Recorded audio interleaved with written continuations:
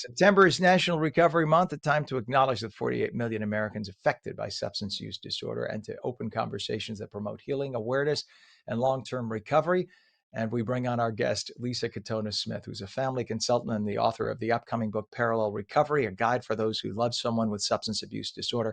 Let's say it right now, Lisa. I didn't want to put you on, not because I don't agree with everything you're about to say, but because we have to put you on again. So I was going to postpone you to tomorrow so we can give you a full 15 minutes. But we're going to put you on now a little bit. And then please, if you can, let's have you back on. We had some technical issues this morning.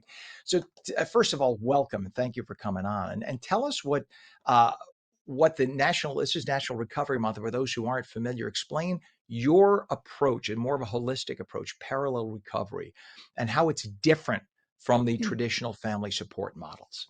Yeah, thank you for having me.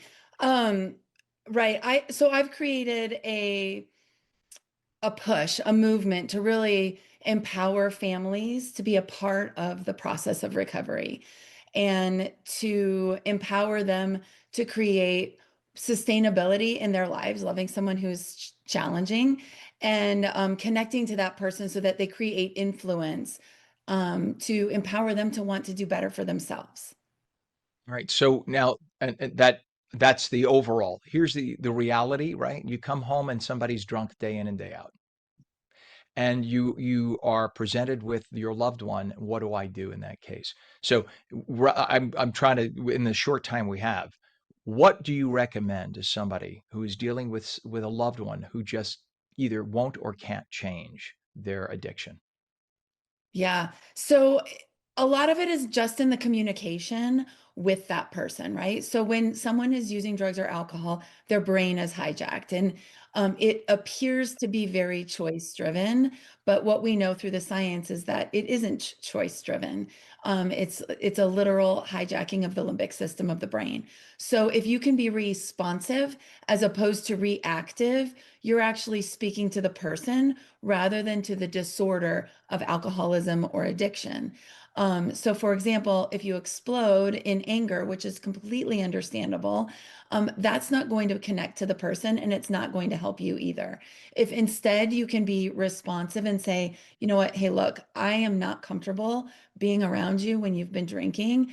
I'm going to ask you to leave and find somewhere else to be this evening, and maybe we can talk about this tomorrow. You're actually inviting that person into the relationship and you're keeping yourself at a regulated state.